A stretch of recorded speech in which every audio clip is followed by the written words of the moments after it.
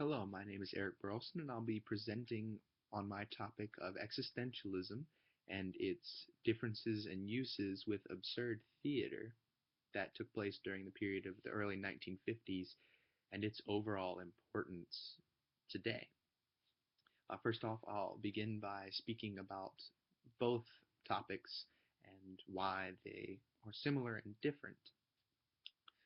Existentialism itself is a philosophical theory emphasizing on the existence of the individual as a sort of free agent that determines their own development through their own will. While absurd theater are performances showing the philosophy that defines the human condition as basically meaningless. Absurd theater is similar to basically kind of like a class of existentialism, but there is no one-to-one correspondence between the two. Existentialism attempts to explain the emphasis on human development in a world full of absurdity, while absurd theater focuses on the production of a man's failure in that same realm that existentialism exists, but absurdism offers no explanation for reality and cannot recommend any solution for the man's failure. And a lot of these things are considered to be very similar in ways because existentialism follows so many different aspects that absurdism does. They're both very similar um, because they both express the incomprehensibility and the irrationality of the human condition, but existentialism uses a certain form of logically constructed reasoning to explain its philosophy, while absurdism uses a form that causes the audience to simply understand the traits of the movement through association. Absurdism explores the human subconsciousness rather than the outward appearance that can be detailed that most existentialism views come from. During the absurdist period of the 1950s, most of the playwrights such as Samuel Beckett, Arthur Adamov, Jean Genet, Eugene Ionesco, and Harold Pinter rejected the title of an existentialist writer that was so easily fashioned onto their work because of how similar the writings really are. But they themselves considered themselves more anti-theater because they openly rebelled against traditional theater at that period. And the way that the absurdist plays differ from the traditional is that most absurd plays have a very static plot. It has very little movement. The movement is normally within the actual situation that the characters are placed into, such as um, Samuel Beckett's waiting for Godot. They literally wait for Godot the entire play. That's where all the stage time takes place. And it uses that static situation as a poetic image in order to achieve a revelation of the meaning through the repetition in the audience. Because absurd plays deal with a conflict with the world itself instead of a conflict within the world. The language in absurd plays is often ridiculous, and the pattern of their language cycles and ends in the same situation as when the play began, because they felt more of the philosophy around nothing changes because nothing truly can be changed. The total work expressed what existence with no purpose means. All communication broke down, logical construction and argument gave way to irrational and illogical speech, and finally to its ultimate conclusion that the playwright was trying to get to is silence. Absurd theater reestablishes man's communion with the universe in these ways by making him self-aware of his place in the world and thus ultimately breaking free of the mechanical and complacent experiences into the confrontation of absolute limits of himself.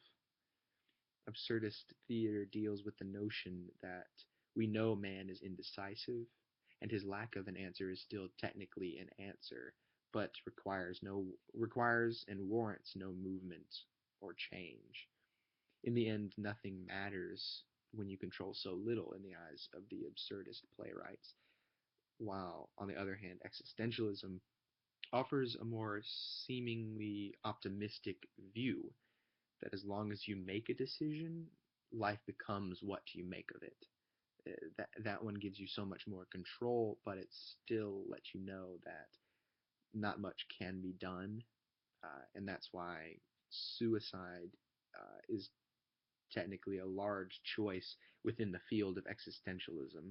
A lot of them believe that because you can choose to commit suicide, it means that existentialism is true and exists. The post-absurdist era of playwrights had a newfound dramatic vocabulary of expression absorbed into the mainstream of the time.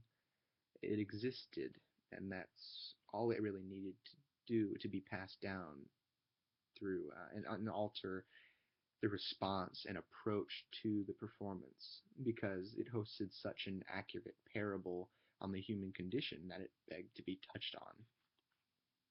Absurd theater's importance as performance basis and distinction from existentialism opens artistic view. It really alters our ideas of life and enhances conventional speech patterns by making people aware of authentic communication.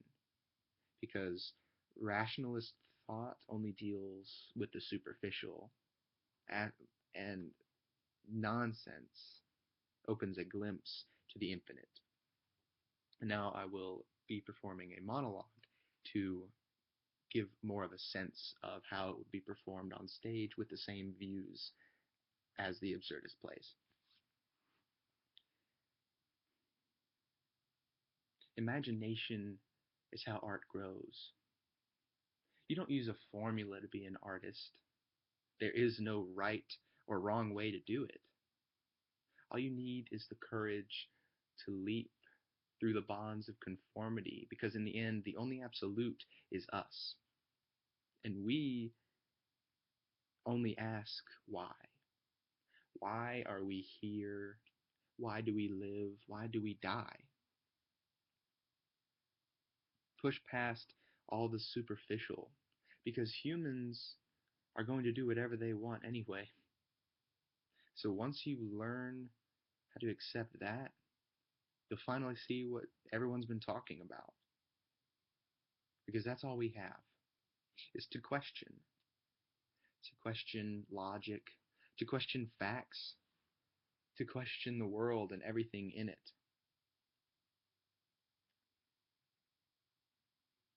Because we don't have the answers. We do research because we want to discover something. But all we can truly know is that we don't know. And that subconscious thought is a great positive healing force. We need that because man is full of anxiety and despair with no meaning in his life. He simply exists until he makes a decisive choice about his own future. For instance, what college to go to, what major to pick. And since we have control over these decisions, we must accept the cost of our actions, because we can't say for sure if we were right. All we can do is be responsible and grow, or sit down and not do anything because it's safer that way.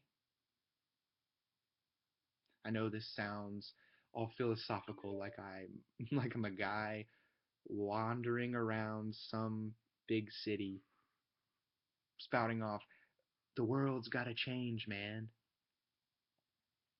But I'm simply creating dialogue with myself that I know the world won't change. And I'm okay with that.